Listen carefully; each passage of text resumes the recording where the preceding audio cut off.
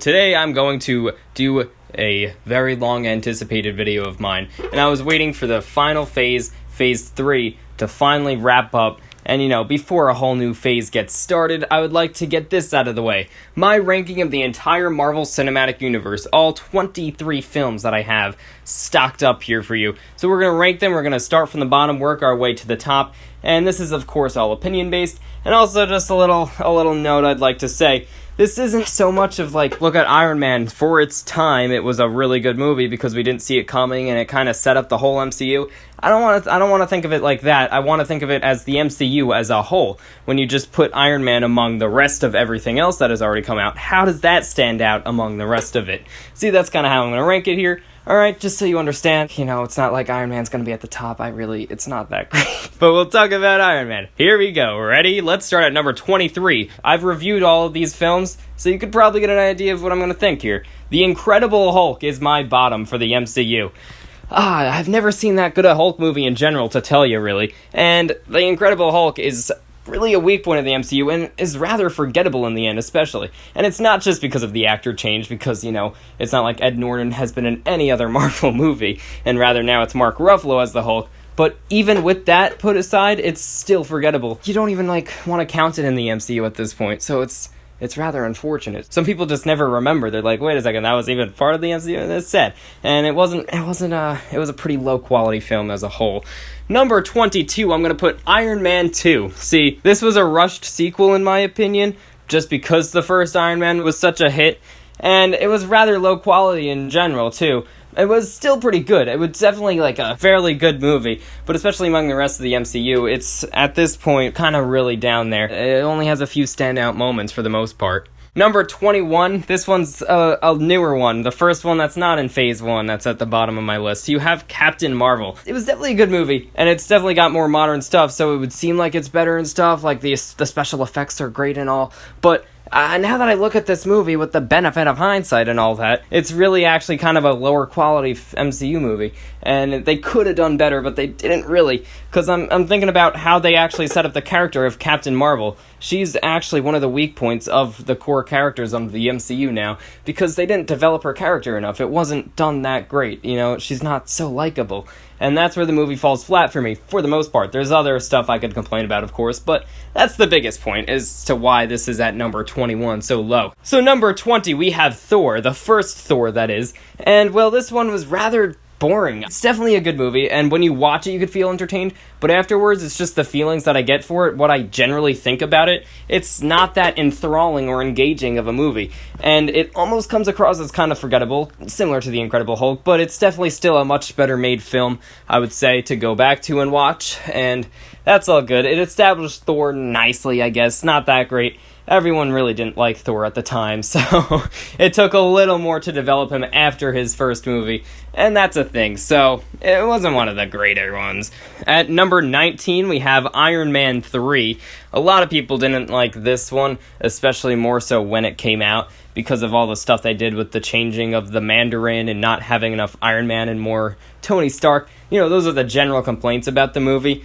And I kind of can see it for that, but generally what they had going on with Aldrich Killian and stuff, it was kind of a sloppy movie, in my opinion. And Iron Man could have been better, but it was still a pretty nice wrap-up for the Iron Man trilogy as a whole, so I gotta give it credit for that. It was a good film. I definitely enjoyed it back when I watched it originally, but at this point in the MCU, it's not so high up in the ranking. At number 18, I have Ant-Man and the Wasp. This was definitely a kind of disappointing sequel. I don't know, because it didn't really bring too much new, even with introducing the Wasp as a hero. It's just the plot is just kind of like a straight line, kind of. It's not like you're even expecting that much, and it's rather just a movie that they had to throw in there for the Wasp and another Ant-Man movie. Nothing too special about it, and that's pretty much it, It's still generally entertaining. You can have a few laughs with it and whatnot. Number 17, we have Thor: The Dark World. This is usually what others would put at the bottom of the list, but I actually liked this one a lot. I appreciated it more than definitely the general critic consensus,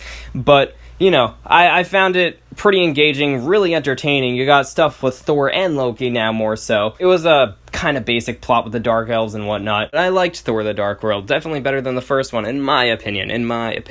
Alright, number 16, we have the first Iron Man movie. Yep, not at the top, as I foreshadowed. Because, again, this was definitely good for its time, and even going back, you would still appreciate it pretty good. It's like a solidly done origin superhero movie, although among the whole Marvel Cinematic Universe, it really doesn't stand out anymore, as it's pretty much the most basic it'll get for an origin story. Basic doesn't mean bad, by the way, because if it was bad, I would be talking about the Incredible Hulk, so, it was still good. It was a good basic, That's all I gotta say there. Number 15, I have the first AntMan, and yeah, this is definitely entertaining. Quite the comedy film, pretty engaging and all that. I loved having AntMan introduced. It was definitely a very fun movie. It's just, it doesn't have so much that makes it a really outstanding movie. It's just a nice one to sit down and watch and whatnot, Why not? Ant-Man's cool. You gotta love Ant-Man after watching that. That's cool. It probably sounds so stupid. I'm just realizing, the voice I'm doing, I don't even know. Number 14, we have Thor Ragnarok. People usually like this one a lot more than I do, but I found it more as it was good enough. It was funny. Yeah, you got comedy introduced to Thor, although we all kind of saw it coming. I thought the Thor was always funny. He just was made into much more of a joke. Maybe a little too much of a joke. I don't know. It still had a pretty solidly done story, all the themes and whatnot. It definitely gets the high point. It's the best of all the Thor movies, for sure. So there you go, you got that. Number 13, we have Captain America, the First Avenger. This is when they're starting to get really good for me, right? This was the one that really got me into the MCU. This was when I finally, fully grasped what was going on back when I was younger. And I just loved Captain America and Red Skull. It was awesome. And having that whole kind of army setting and stuff, a war movie, but Marvel with superheroes, it was cool. Very nice time period. I just love that movie. It's rather one that you could put closer to the heart, when you look back at it, especially among the rest of the MCU. Number 12, I have Avengers Infinity War. Now, this was definitely a tough movie to make, the ultimate crossover event. It was definitely well done, a very entertaining movie, a lot to take in. It's still not one of the best. It's just a satisfying Infinity War movie, introducing Thanos and all that. It was good. And now, that's pretty much all I have to say there. Number 11, we have Spider-Man Far From Home. Now, this one was, as I said in my review, which was the most recent review that I've made, it was pretty much the same exact quality as SpiderMan Homecoming, which is why I have these two neck and neck. I'd probably say it's just a little bit underneath it for lack of freshness and generally not introducing so much more than the first Spider-Man really had to offer. It was still definitely really well done, very engaging, very entertaining, all that stuff. Love Mysterio, so there you go.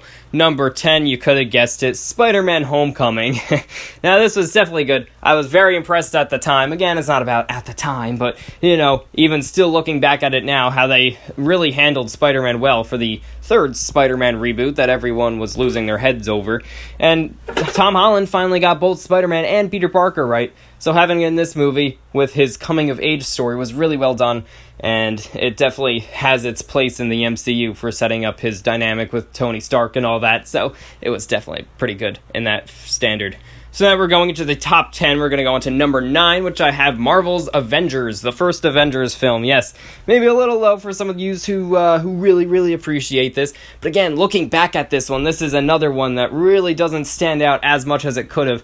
Because, check out my review, it's the most cliche one at this point. It just has, the Skybeam, the disposable army, all of that you could harass any new superhero movie or movie in general for nowadays. Although it's still definitely very entertaining. Very cool to see them all assemble for the first time, and it was good. It was a really, really well done movie, just, not at the very top still. Number 8, I'd put Guardians of the Galaxy Volume 2. I would say that this one had a lot going on with all of its different characters, which was really great, and a lot of heartwarming moments, and all that with the music and stuff. It's great, just another Guardians movie. Although, from my point of view, I feel like it had a lot of stupid stuff in there, too, and some of the plot dragged on down a little bit and wasn't as good as it could be, which is why I put it underneath the first Guardians of the Galaxy. As you could tell, I haven't gotten up to that one first. So that's what I have to say about that. Number 7, we have Avengers Age of Ultron. Yeah, I like this even more than Infinity War and the first Avengers, which is a lot to say. Another controversial thing. At the time, it was kind of a disappointment, but to me, it was actually really good because I liked what was going on with all the different characters that had more character development than the first Avengers. I swear to God, you gotta agree with that one, okay? And that's what's important, you know, when you have such a big team-up movie like that, to still focus on each individual character and kind of add something and bring something to the table, and at the same time, it was still a pretty epic team-up movie with some good themes and a powerful villain. Ultron, yeah, I liked it, okay? Maybe I'm a fool for following this blockbuster cliche stuff, but this was like the best of the cliche that you could possibly get. It was like, this is how you do it right, okay? You don't just do it, you gotta do it the best way possible, and this one pretty much nailed it for me. I was very entertained, okay? Number 6, we have Doctor Strange. Now, this one has always been a very special one to me. Doctor Strange is, like, at this point, one of my favorite superheroes, and that's kind of all thanks to this movie, and his role in Infinity War, of course, because he is just so cool to me. He's just got a special place for me. So this is where I'm maybe a little biased. I don't know what you could call that, but I would say that in general, it was really cool watching it, and it's not just that it was cool, because the visuals, of course, were outstanding and all that. Aside from that, it had some actually really cool thematic ideas, in addition to a cool soundtrack and all that to me, and I'm a big fan of Benedict Cumberbatch. He did great. The weakest point of the movie would be the villain, and that's it. But what do you expect from the villains from the MCU, right? The rest of it was actually just so empowering, and at this point, like, the themes of this movie are actually core themes of the entire Marvel Cinematic Universe. Like, I'm telling you, man. Number 5, I have Captain America: The Winter Soldier. A very well-praised movie when it first came out, because it was finally introducing a little more of a darker tone and realistic tone as well for the MCU, which I definitely saw that, and it has some really well done action between Captain America and Bucky and all that. It's all cool for a more realistic kind of toned superhero movie. That made it pretty entertaining, pretty engaging. I keep using those two E words, but that's what makes a movie. When it comes to the Marvel Cinematic Universe, especially, I would say definitely kind of a big shift in the MCU. Still, you could give it credit for that. Number 4, we have Black Panther. Now, this one I feel is almost unfair to compare among the rest of the Marvel Cinematic Universe. This was certainly a very well-praised movie, I could give you that much. In fact, the highest ranked, usually, of the entire Marvel Cinematic Universe. Look at Rotten Tomatoes, yada yada. It was nominated. A superhero movie finally got nominated. See, that's the thing.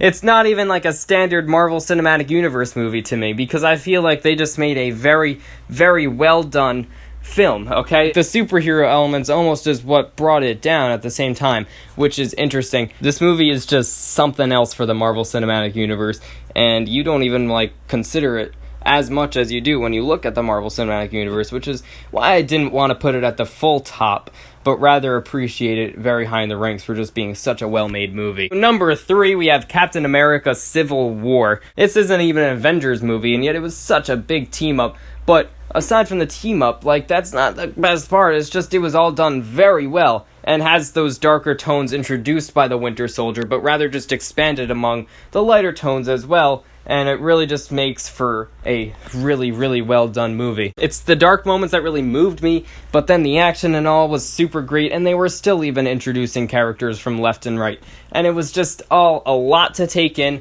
but yet super well done, and when you just put all the stuff that goes on in one little nutshell, you're just like, that's great, man, you know? Number 2 is what used to be my number 1. We have Guardians of the Galaxy. This one's just really special to me. This movie was really, really good. And it's kind of basic if you look at it with the benefit of hindsight and all in the Marvel Cinematic Universe. But again, similar to what I was even saying with Age of Ultron, it was like the most well done of the cliche, but still even better than Age of Ultron, because this was just like a lot of fun. You got the music and stuff, which really made it special to me.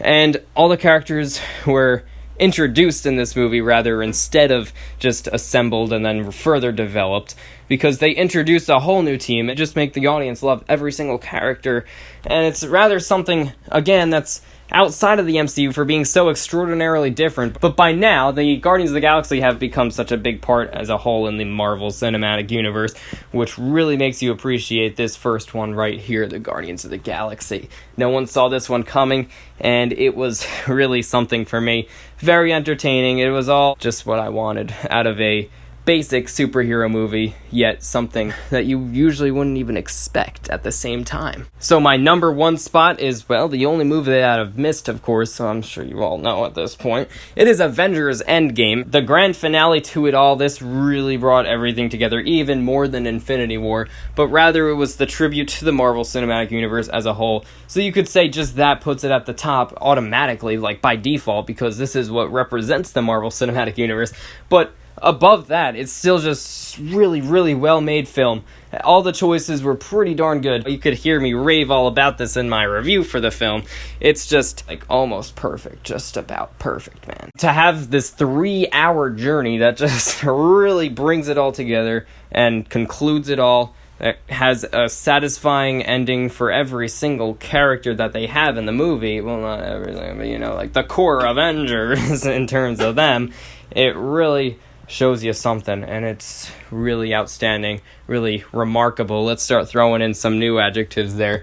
Ultimately, Avengers Endgame is the best I feel the MCU can get, and I don't even want it to get any better. Like, that should be the best, and so therefore, they did pretty darn good. Alright, so that's my opinion on ranking all of the movies from the Marvel Cinematic Universe Phase 1 through 3, and I hope you enjoyed. Alright, I put a lot of work into this. God, I'm gonna pass out. I've been talking for too long. Yeah, thank you very much, and I'd love to hear your ranking of the Marvel Cinematic Universe down in the comments below. What do you agree with me? What do you disagree with? I'd love to hear it all down in the comments below. Alright, so that's pretty much it. I was gonna do this originally after I did my Marvel Cinematic Universe movie review marathon in preparation for Avengers Infinity War, but obviously I ran out of time there and I didn't feel like it was worth it, and I'm probably happier that I'm doing it now because I actually have something to say. They finally finished Phase 3, so it's just you have those phases out of the way. Phase 4 is just starting up a whole new thing, and that's a separate ranking at this point. This is the MCU. Thank you, guys, Alright, so that's it. Bye.